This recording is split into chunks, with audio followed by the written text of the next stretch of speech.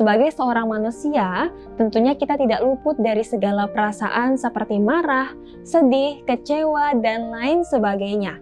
Untuk itu, kita perlu meminta perlindungan kepada Allah agar dijauhkan dari sifat-sifat tersebut. Halo, assalamualaikum sahabat muslimah daily. Jumpa lagi nih dengan Opi. Dan di video kali ini kita akan membahas materi yang menarik, apalagi kalau bukan penyakit ain. Tapi sebelumnya jangan lupa teman-teman untuk kunjungi website muslimahdaily.com dan juga like, komen, serta subscribe video ini ya.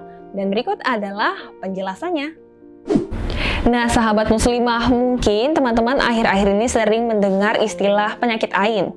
Mungkin dari sosial media, atau artikel, atau obrolan dan perbincangan sehari-hari dengan teman-teman yang lain.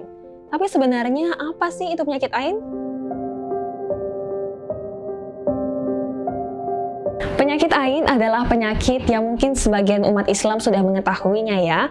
Penyakit ain ini berasal dari pandangan mata dan juga perasaan iri dan dengki seseorang. Pandangan mata diyakini bisa mempengaruhi perasaan sehingga bermasalah atau berdampak pada masalah kesehatan. Jadi, secara umum penyakit ain adalah penyakit yang dapat menimpa seseorang dan menjadikan orang memiliki rasa kecemburuan yang besar terhadap orang lain.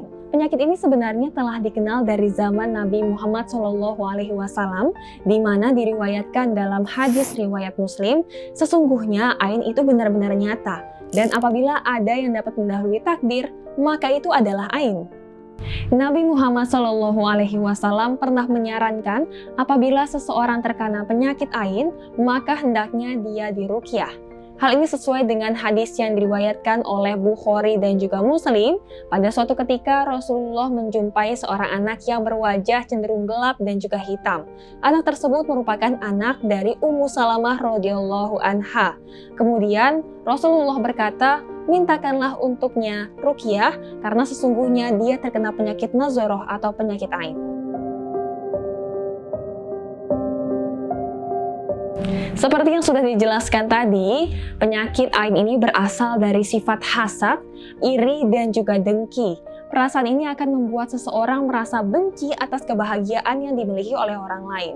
Salah satu kisah yang ada di zaman Rasulullah SAW, pada suatu hari sahabat-sahabat sedang mandi bersama. Di antaranya ada Amir bin Robiah dan juga Sahal bin Hanif. Amir bin Robiah merasa terkagum-kagum terhadap fisik yang dimiliki Sahal bin Hanif. Lalu apa yang terjadi? Seketika Sahal bin Hanif pingsan.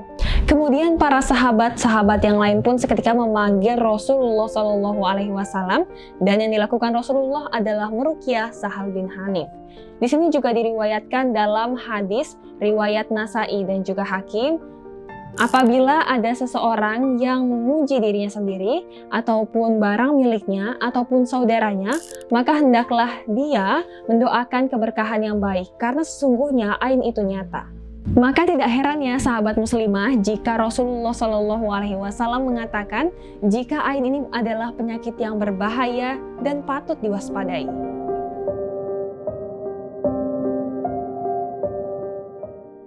Nah, untuk menghindari penyakit ain ini, sahabat muslimah bisa mengikuti tips yang berikut ini. Yang pertama adalah hindari perasaan iri dan juga dengki. Sesuai dengan penjelasan sebelumnya, kita tahu bahwa penyakit ain ini merupakan penyakit yang disebabkan oleh adanya rasa iri dan dengki di dalam diri. Tentunya sifat ini merupakan sifat yang tidak terpuji dan tidak disukai oleh Allah Subhanahu wa Ta'ala. Oleh karena itu, sahabat muslimah semua harus dapat mengelola perasaan agar dijauhkan dari sifat buruk ini ya. Tentunya masalah ini bukan masalah yang sepele karena jika tidak diatasi dapat menggerogoti jiwa kita. Poin yang kedua adalah mendoakan orang yang mendapatkan keistimewaan. Jadi ada baiknya ketika orang-orang di sekitar kita sedang mendapatkan nikmat seperti keistimewaan, kenaikan jabatan, pangkat, rezeki, dan lain sebagainya, kita turut mendoakannya agar hal tersebut menjadi keberkahan untuknya. Yang ketiga adalah memohon perlindungan dari Allah Subhanahu wa Ta'ala. Sebagai seorang manusia, tentunya kita tidak luput dari segala perasaan seperti marah, sedih, kecewa, dan lain sebagainya. Untuk itu, kita perlu meminta perlindungan kepada Allah agar dijauhkan dari sifat-sifat tersebut. Karena sebaik-baiknya cara untuk menangkal penyakit ain adalah dengan meminta perlindungan kepada Allah Subhanahu wa Ta'ala. Selain beberapa tips yang sudah disebutkan tadi, kalian juga bisa mengikuti lafal doa untuk mencegah penyakit ain yang dicontohkan oleh Nabi Muhammad seperti berikut ini. A'udzu bikalimatillahi tammah min kulli syaitonin wa hamah wa min kulli ainin lamah. Artinya, aku memohon perlindunganmu dengan kalimat-kalimat Allah yang sempurna dari segala gangguan setan, binatang pengganggu, dan dari pandangan mata yang buruk. Nah, dari penjelasan tadi, semoga sahabat muslimah semua paham ya tentang penyakit ain ini. Semoga kita dijauhkan dari penyakit ain dan juga bukan menjadi penyebab seseorang terkena penyakit ain ini. Karena penyakit ini walaupun terdengar sepele, tapi ternyata berbahaya ya.